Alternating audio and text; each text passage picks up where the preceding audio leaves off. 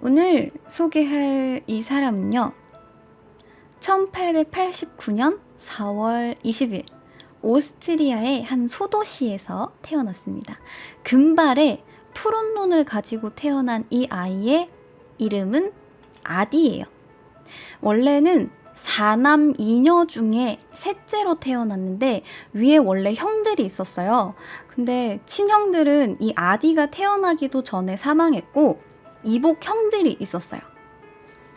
그리고 형들이 죽은 것처럼 이 아디도 4살에 물에 빠져 죽을 뻔했었는데 한 성직자가 이 물에 빠져 죽을 뻔한 아디를 구해줬었다고 합니다. 그래서 그때부터 목사가 되기를 희망했었대요. 그래서 6살에 수도원의 부설학교에 다니게 됐고 거기서 1등을 하기도 했으며 소년 성가대원으로도 활동하는 등 나름 이제 목사가 되기 위해서 전철을 밟아 나갔던 거죠. 근데 이 아디의 아버지가 세관원이었어요. 이 아빠가 세관원이었는데 되게 엄격하고 권위적이고 엄청 폭력적인 사람이라서 수시로 아내와 아이들을 때렸다고 합니다. 때문에 이 아디는 되게 사교적이지 못하고 소심한 아이로 자라나게 됐어요. 그렇게 중학교까지 정규 과정을 마쳤는데 성적이 점점점 떨어져서 성적 부진으로 한 학기를 낙제하기도 했습니다. 아버지는 아디가 힘든 삶을 살기를 원하지 않았기 때문에 자기처럼 공무원이 되기를 바랐는데 성적 때문에 공무원은 될 수가 없었고 아디는 비엔나에 가서 건축가나 예술가가 되고 싶었단 말이에요. 그래서 이 아디의 장래 문제로 둘 사이는 점점점 멀어지게 됩니다. 그러다가 아디가 14살이 되었을 때 아버지가 사망합니다. 내 장래를 반대하던 아버지가 사망했어요. 슬프긴 하지만 화가가 되기 위해서 학교를 그만두고 린츠를 떠나서 비엔나에서 건축 관련 그림을 수채화로 그리기 시작합니다. 그렇게 본격적으로 미술학교에 들어가기 위한 전철을 밟아 나갔어요. 자, 근데 이 미술학교 입시에 2번이나 낙방을 하게 됩니다. 나는 되게 잘 그린다고 생각했는데 막 자꾸 학교에서 나를 안 받아줘요. 그냥 학교에서 성적이 나쁜 것도 아니고 입시 자체를 그냥 떨어져 버리는 거야. 그래서 2번이나 떨어지니까 아니 내가 그림을 못 그리는 것도 아니고 왜 자꾸 떨어뜨리는 거예요? 라면서 학교에다가 항의를 하니까 이 학교 교장이 자네는 예술보다는 건축 쪽으로 나가는 게 어떤가? 라고 권유를 합니다. 근데 건축 학교에 가려면 학교 졸업장이 필요한 거야. 근데 아디는 학교를 중퇴했잖아요. 예술가가 되기 위해서 학교를 중퇴했으니까 당연히 졸업장이 없고 그렇게 자기가 꿈꿨던 예술, 건축 어디로도 진학하지 못합니다. 그는 나이가 들어서 이때를 자기 인생에서 가장 비참했던 때라고 회상했어요. 사실 이 아디가 그림을 못 그리는 건 아니었는데 원래 건축가가 되고 싶어 했을 정도로 건물을 좋아했고 주로 이렇게 건축물을 그리다 보니까 그림체가 되게 딱딱했단 말이에요. 근데 당시에는 유행하던 게 막 야수파나 인상주의나 아니면 초현실주의 같은 화풍이 유행하고 있었는데 이 유행을 전혀 따라가지 못하는 거예요. 그런 상태로 비엔나 아카데미라는 너무 높은 이상을 잡아버린 거죠. 그래서 자꾸 낙방을 한 겁니다. 근데 그림을 꽤 잘 그리다 보니까 좌절감이 더 큰 거예요. 내가 그림을 아예 못 그리면 수긍을 하겠는데 그것도 아니니까요. 이렇게 연거푸 좌절을 겪던 아디가 18살이 됐을 때 어머니마저 사망하게 됩니다. 그렇게 미술학교도 건축학교도 들어가지 못한 그는 그림 엽서 같은 걸 팔면서 생계를 꾸려나갔어요. 그래도 아버지가 남긴 유산이 꽤 돼서 아버지가 사망한 뒤에 얼마 동안은 뭐 전시회, 연주회, 오페라 같은 걸 보러 다니면서 꽤 여유로운 생활을 했었습니다. 그리고 이때 감명 깊게 봤던 오페라가 바로 바그너의 로헨그린이에요. 근데 경제관념이 좀 떨어지는 거예요. 그래서 이거를 되게 아껴 썼으면 좀 길게 쓸 수 있었는데 그냥 막 옷 사고 전시회 보고 오페라 보고 막 펑펑 쓰는 거야. 그리고 이후 1913년까지 3년간 비엔나의 뒷골목에 있는 노숙자 쉼터에서 보내면서 그림을 그려서 팔면서 생계를 유지했어요. 근데 이 벌이가 꽤 나쁘지 않았던 것 같아요. 그래서 그는 독일의 뮌헨으로 넘어가서 상업 광고용 그림을 그리기 시작합니다. 이때 그렸던 그림이 성모 마리아와 유년 시절의 예수, 또 다른 거는 밤의 야상곡이라는 그림이에요. 잘 그렸죠?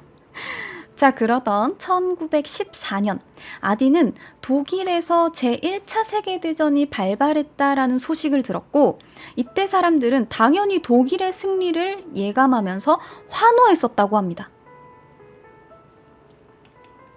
그리고 당시 25살이었던 아디는 오스트리아 육군에서 징집 명령을 받았는데 자기가 싫어하던 슬라브 병사들이랑 같이 싸우기 싫어서 심신미약을 이유로 병역을 기피했고 면제를 받게 됩니다. 하지만 1차 세계대전이 계속되자 자기가 마음의 조국이라고 여기고 있었던 독일 육군에 자진 입대해요. 그래서 연락병으로 활동하게 됩니다. 그리고 그는 첫 전투부터 3,600명이 전투에 나가서 3,000명이 죽는 일을 겪기도 했고, 총이 탁 빗맞아가지고 옷에 소매가 다 찢어진 거예요. 그래서 이걸 좀 고쳐야겠는데 라고 생각을 하면서 천막 밖으로 딱 나갔는데 몇 초 뒤에 그 자기가 있던 천막에 포탄이 꽝 하고 떨어진 거야. 그래서 아디 빼고 다 죽는 일도 있었어요. 그리고 한 번은 싸우다가 포탄의 파편을 다리에 맞아서 이것 때문에 후방으로 배치가 되기도 했는데 오히려 전방으로 보내달라고 요구합니다. 되게 용감하죠. 그렇게 격전지에서 생사를 오가며 전투를 했고 훈장을 받는 등 주위에서도 꽤 평이 나쁘지 않은 아주 괜찮은 군인이었다고 해요. 근데 보통 군인들이랑 조금 달랐던 게 술, 담배, 여자 이런 건 완전 멀리했어요.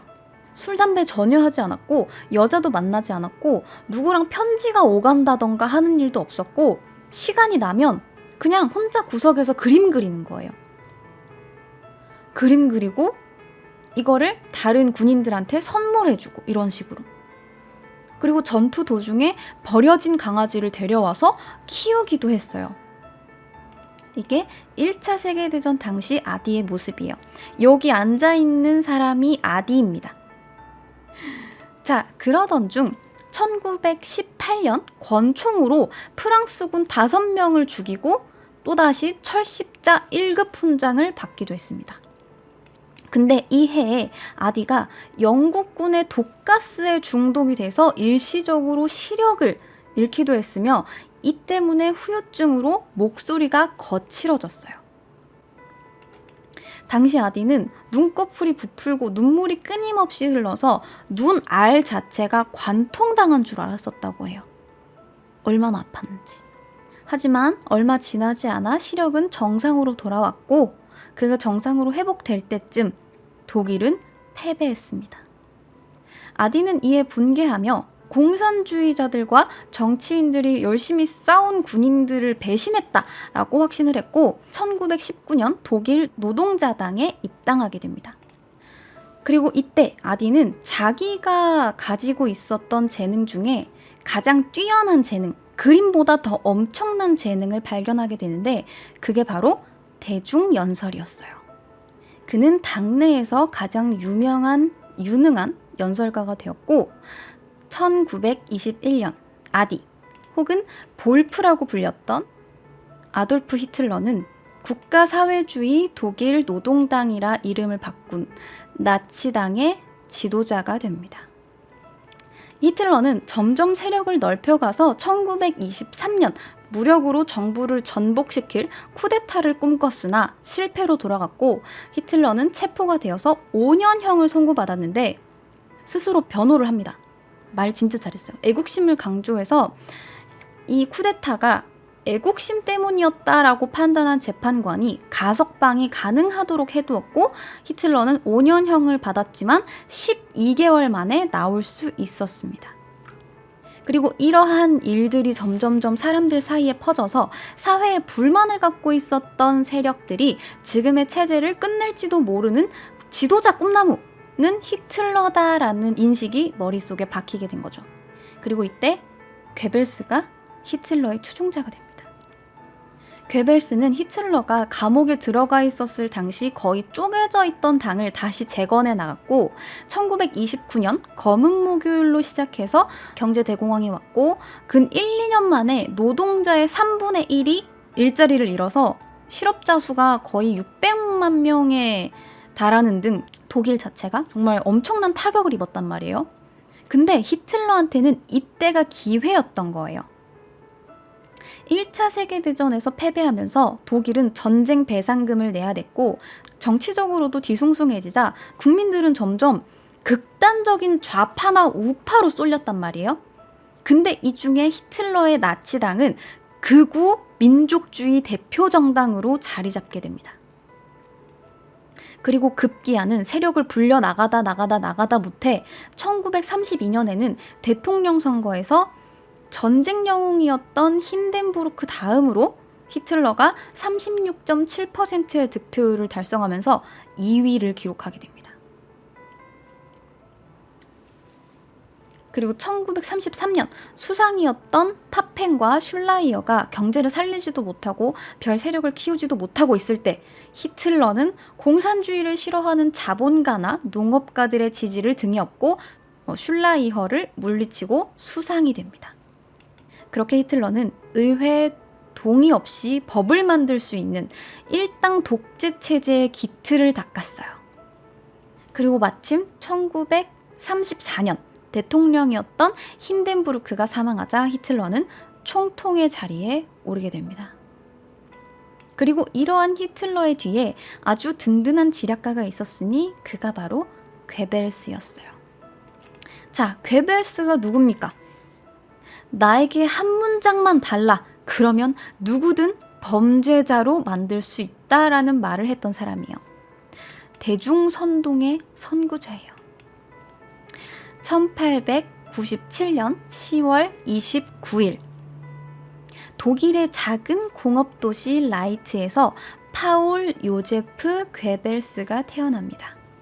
괴벨스의 아버지 프리츠 괴벨스는 가난한 노동자 출신이었지만 근면 성실했기 때문에 뿌띠 부르주아까지 올라간 인물이에요.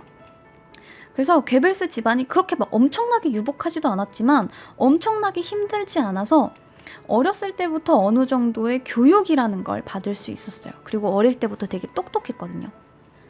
근데 괴벨스의 개인의 삶은 상당히 힘들게 시작이 됐습니다. 갓난아기였을 때는 폐렴으로 죽을 뻔했고요.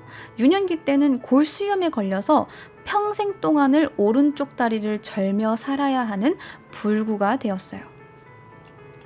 원래부터 약골이었던 꼬마 괴벨스는 다리까지 절게 되자 절망하게 됩니다. 친구들이랑 같이 뛰어놀 수도 없고 친구들은 그런 괴벨스랑 같이 놀려고 하지도 않았죠. 그래서 어린 괴벨스가 처음으로 배웠던 것은 소속감보다는 고독이었어요. 하지만 그렇다고 그런 그에게 아무런 희망이 없었던 건 아니에요. 장애로 인해서 소외를 겪으면서 이것 때문에 보상 심리로 공부를 미친 듯이 한 거예요. 그래서 학업 성취도가 엄청나게 뛰어났고 계속해서 공부를 잘해서 상급 학교에 가서도 최상위 성적을 유지했습니다.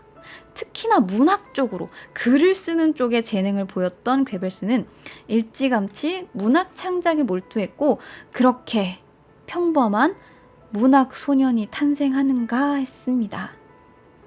하지만 괴벨스가 어렸을 적을 봅시다.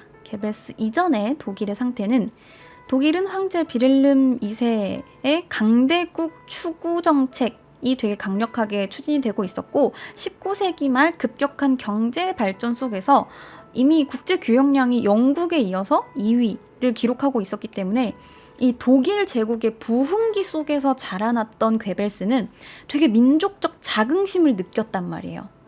근데 이러한 괴벨스의 엄청난 자긍심이 1914년 7월 28일 오스트리아가 세르비아에 대한 선전포고를 하기 시작하면서 제1차 대전이 시작이 되면서 금이 가기 시작합니다. 조금씩. 그렇게 시작된 제1차 세계대전은 독일이 붕괴되면서 종전이 됐고, 이때 괴벨스의 나이가 21살이었어요. 민족주의로 똘똘 뭉쳐있던 청년의 자긍심에 생채기가 생긴 겁니다. 요제프 괴벨스는 이 독일에서 일어난 혼란의 이유를 납득할 수가 없었어요. 전 국민이 연대했던 그 몇 년에 걸친 제1차 세계대전 동안 성인이 됐고, 뭔가 민족 공동체라는 걸 되게 진실로 믿고 있었기 때문에 독일의 붕괴가 엄청나게 충격적이었던 거예요. 근데 붕괴된 걸로 끝이 아니에요. 전쟁 후에 독일이 엄청난 혼란 속에 빠져들었죠. 황제가 퇴위했고, 재정이 붕괴됐고, 공화국, 사회주의, 노동조합, 혁명 등등등 엄청난 일들이 빵빵빵 터지는 거예요.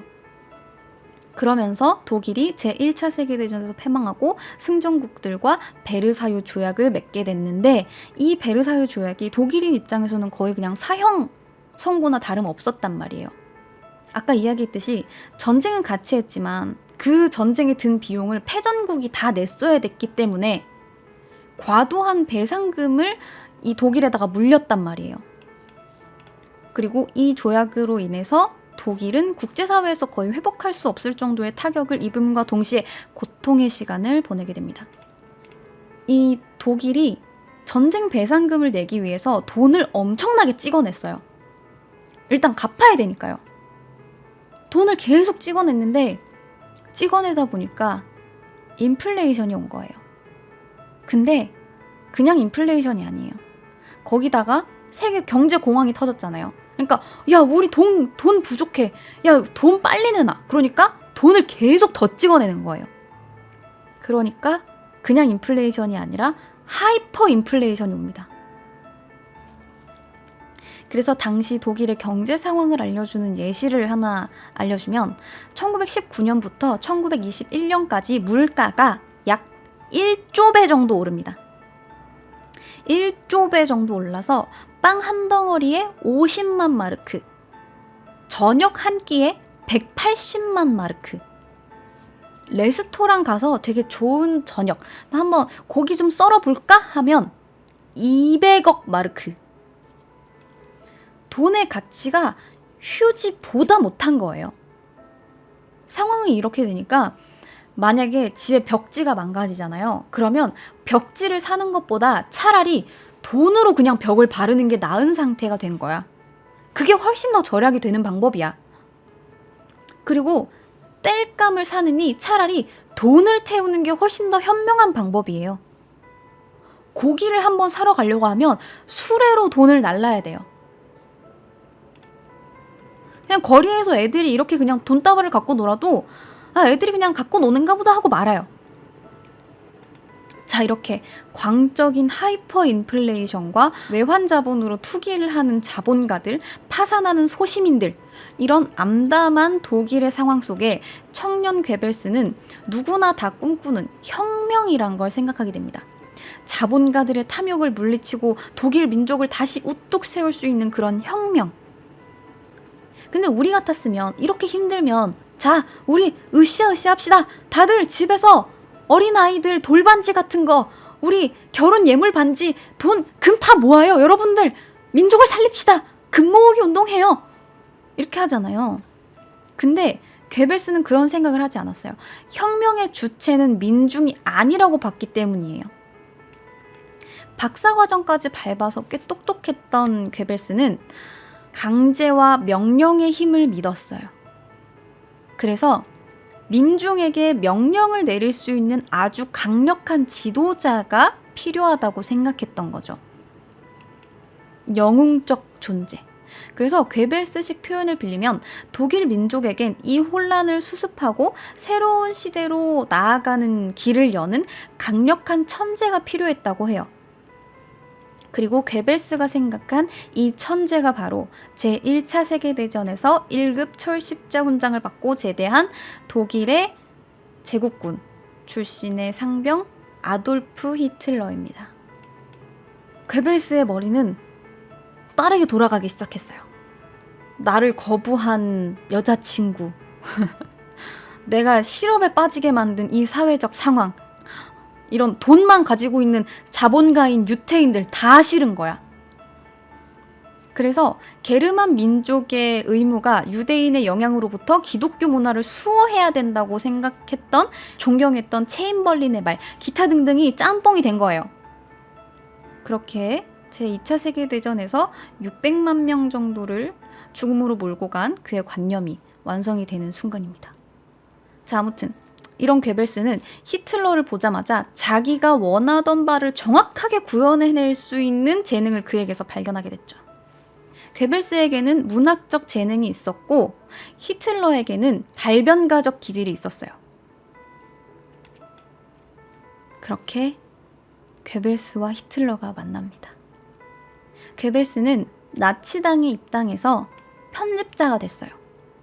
그렇게 1926년 11월 괴벨스는 베를린의 지구당 위원장으로 임명이 되게 됩니다. 그렇게 괴벨스는 자신의 재능을 그때부터 마음껏 펼치기 시작했어요. 르봉의 군중 심리를 공부했던 괴벨스는 거리를 정복할 수 있다면 대중을 정복할 수 있다. 그리고 대중을 정복하는 자는 국가를 정복한다 라고 말을 하면서 본격적으로 대중선동에 몰입하게 됩니다. 1928년 괴벨스는 공격이라는 나치당 잡지의 편집자가 됐고 이 잡지를 통해서 온갖 선전들을 시작했어요. 당시 집권해 있던 바이마르 공화국 체제를 엄청나게 막 비방을 하고 깎아내리고 공산주의 세력들과 끊임없는 공방전을 펼쳤어요. 특히나 괴벨스는 이 공산당과 바이마르 정부를 둘 다 공격을 하면서 이 혼란스러운 독일을 구해낼 수 있는 유일한 해결책이 바로 히틀러다라고 주장합니다. 거짓말은 처음에는 부정하고 다음은 의심하나 계속하면 나중에는 믿게 된다 라는 괴벨스의 이 무시무시한 대중이론이 곧 현실화되게 됩니다. 끊임없는 비방과 선전, 그리고 탁월한 달변가의 연설로 베를린 대중들을 휘어잡기 시작한 괴벨스는 온갖 독창적이면서도 선구적인 선전 방법들을 다 이용하기 시작했어요. 대규모 포스터, 전단지, 집회, 연설가 학교에서 나치 연설가를 양성해내고 제복을 입혀서 뭔가 이렇게 소속감을 갖게 만들고, 그리고 제복을 입히면서 소속감을 갖게 만든 다음에 되게 잘생긴 사람들을 또 따로 뽑았어요. 사람들이 그 사람을 보면서 호감을 가질 수 있도록 나치당에. 제복도 입히고 라디오, 축음기, 음반, 영상, 기타 등등등등. 그래서 우리가 지금 현대에 보고 듣는 선전, 비방 활동의 거의 모든 시작이 이 요제프 괴벨스입니다. 괴벨스에 따르면 라디오가 국민들을 완전히 장악시킬 수 있게 만들어주는 도구였어요. 그래서 괴벨스는 방송국 네트워크를 확장하고 길거리랑 광장에 제국 스피커 기둥을 설치해서 온갖 저렴한 수신 장비의 생산을 추진했어요. 그래서 국민 수신기라고 불리면서 76마르크에 판매된 이 라디오를 국민들은 괴벨스의 주둥이라고 불렀습니다.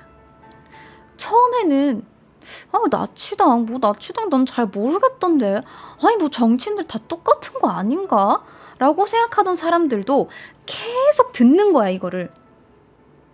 바이마르 공화국은 안 된다, 망했다, 공산당 정말 나쁘다, 이 모든 걸 해결해 줄 사람이 바로 히틀러다 라는 걸 계속해서 반복하기 시작하니까 이 소수였던 나치당이 계속 발전하기 시작하는 거예요. 사람들이 점점점 늘어나고 매 선거 때마다 지지율이 계속 오르면서 의석수도 같이 증가합니다. 집에서 라디오를 틀면 괴벨스와 히틀러의 연설이 계속 번갈아 가면서 나와요. 괴벨스 끝나면 히틀러 나오고 히틀러 끝나면 괴벨스 나오고. 그래서 이러한 단순한 방법이 독일 시민들에게 먹힙니다. 설득력을 얻어가기 시작했어요. 그리고 시대는 계속해서 나치당에 유리하게 작용하기 시작했죠. 제1차 세계대전 이후 베르사유 조약에 의해서 배상금 지불에 허덕이던 독일 사회가 대공황이라는 직격탄을 맞게 되고 대규모 실직 사태에 이어서 민중들은 일자리를 잃게 되고 배고프고 현실이 힘들어질수록 나치당이 모든 것을 해결해 줄 거다라는 이상한 유혹에 빠지게 됩니다. 계속해서 선전을 하거든요. 막 내가 힘들어 죽겠는데, 내가 지금 배고파 죽겠는데, 일자리 있고 너무 힘들어 죽겠는데 이 모든 걸 히틀러가 다 해결해 줄 수 있대요. 그래서 히틀러를 계속해서 신격화시킵니다. 히틀러가 했던 요만한 공적도 부풀려서 광고를 하고 그의 애국심, 베르사유 조약에 대한 경멸, 얼마나 예전 독일 체제가 쓰레기였는지, 그리고 우리 독일인 민족주의의 이상 같은 것들, 동원할 수 있는 모든 것들을 동원해서 히틀러를 신으로 만드는 스토리텔링을 하기 시작했어요. 그리고 이러한 이미지 정책은 당대 사회적 문제와 불만들이 톱니바퀴처럼 계속해서 이제 맞물려 가던 대중들에게 기가 막히게 먹혀 들어갑니다. 괴벨스는 이를 두고 정치적 예술이라고 표현했어요. 자, 그래서 이렇게 단기간 내에 베를린 내에서 나치당의 선거구를 성공적으로 일궈냄과 동시에 당 내에서도 주요 정치 세력으로 부상하게 됩니다. 그래서 점점 이제 높은 자리를 하면서 마지막에는 제3제국의 제국 총리까지 지내게 됐어요. 엄청난 선동 기술과 정치력을 가진 인물이었던 거죠. 그리하여 독일 시민들이 눈을 감기 시작합니다. 이 나치 당원들의 과격 행위와 유대인들에 대한 탄압 정책들에 외면한 거예요. 어쩔 수 없는 일이었다. 나랑은 관련이 없다. 그게 사실이 아닐지도 모른다. 혹은 나는 그 속에 포함이 돼서 시키는 대로 했을 뿐이다. 이 모든 것은 나만을 위한 일이 아니다. 라는 식으로. 그렇게 히틀러와 괴벨스 그리고 나치당에 대한 객관적인 안목들을 점점점 잃어갔던 거죠. 그렇게 시민들은 문제를 해결할 것이라 믿는 나치당에게 표를 던지기 시작했고 마침내 나치당이 바이마르 의회에서 다수당이 된 겁니다.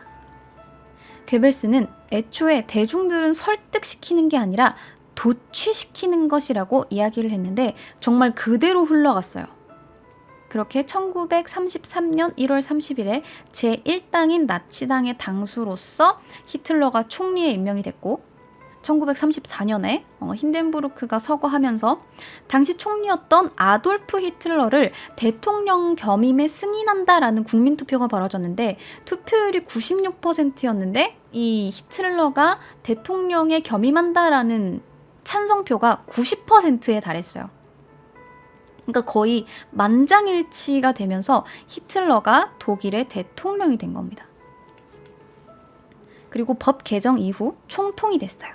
독일의 모든 권력이 한 인종주의자 미치광이의 손에 떨어진 거죠. 그리고 이 뒤에서 모든 정치적 예술을 이룩해낸 것이 바로 괴벨스입니다. 자, 여기까지가 아까 이야기했던 히틀러의 이야기랑 맞물려서 딱 끝나는 부분이에요. 히틀러의 이야기, 괴벨스의 이야기 이렇게. 자, 그렇게 괴벨스는 선전 장관의 지위에 올랐고 모든 언론의 통폐합을 실시합니다. 독일 신문사의 80%가 나치당의 수중에 떨어졌어요. 강력한 언론 통제가 시작이 됐고 거의 모든 간행물에 서면 지시랑 검열이 이루어지게 됩니다. 괴벨스는 라디오를 통해서 국민의 귀를 통제함과 동시에 새로운 매체였던 TV, 영화 등등에도 본격적으로 통제를 가하기 시작합니다.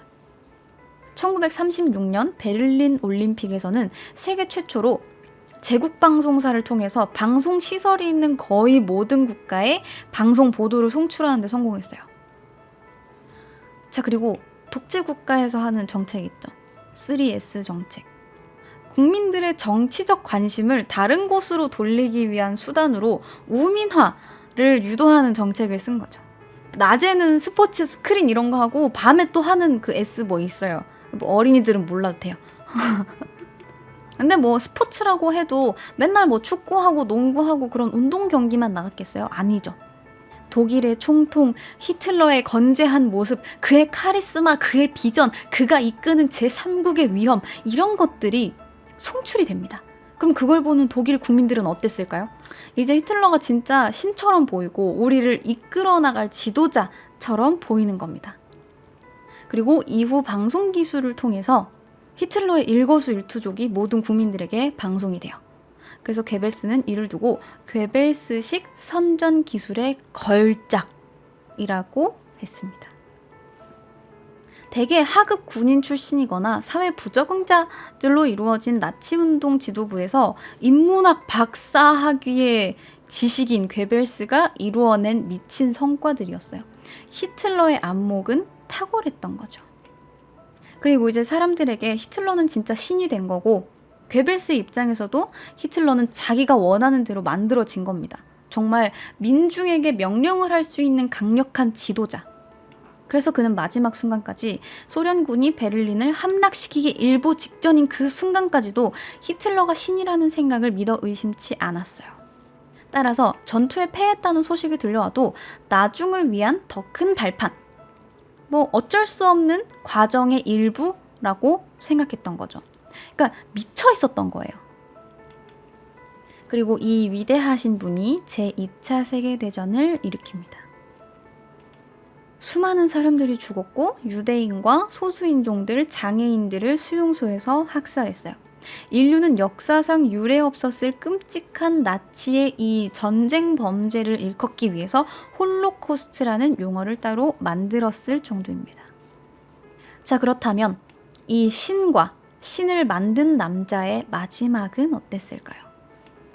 1939년 폴란드 침공으로 시작된 제2차 세계대전은 1943년 2월 1일 최대 격전지였던 스탈린그라드에서 독일군이 패하면서 전세가 뒤집어졌고, 1944년 6월 6일에는 연합군의 유명한 노르망디 상륙작전이 성공하면서 독일이 결정타를 맞게 됩니다. 그리고 1944년 8월 25일 연합군이 파리를 탈환했고, 연합군은 독일 본토로 밀고 들어오기 시작합니다. 그렇게 1945년 2월 괴벨스는 증오심에 가득 찬 선전으로 독일인의 저항의지를 강화하려고 했고, 베를린 시가지에는 복수는 우리의 미덕, 증오는 우리의 의무 같은 구호들을 거리마다 걸었어요. 그러니까 거의 그냥 발악이었던 거죠. 와, 우리 이길 수 있어, 싸우자, 이게 아니라 우리는 증오심에 가득 차서 복수를 해야 돼 라는 거예요. 그렇게 16살부터 60살까지 거의 모든 남자들이 징집이 됐고, 이 과정에서 국민 돌격대들이 인간 방패로 사용되게 됩니다. 이 사람들에게는 제대로 된 군복조차 주어지지 않았어요.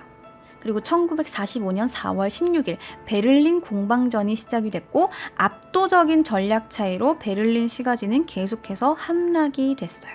얘네들이 뭘 원했냐면 세계 정복이요. 자, 그렇게 1945년 4월 30일에는 히틀러가 그의 애인과 함께 지하 벙커에서 자살했고, 그 다음 날인 1945년 5월 1일 괴벨스의 아내 마그다가 아이들에게 몰핀을 놓아서 정신을 혼미하게 만든 상태에서 청산가리를 먹여서 6남매를 전부 독살합니다. 그리고 그날 밤 괴벨스와 마그다도 청산가리를 먹고 자살했어요. 그렇게 1945년 5월 7일 독일은 연합군에게 무조건 항복을 하게 됩니다. 그리고 2차 세계대전에 집계된 총 사망자 수는 6,100만 명입니다. 자, 이렇게 오늘 컨텐츠는 마무리하도록 하겠습니다.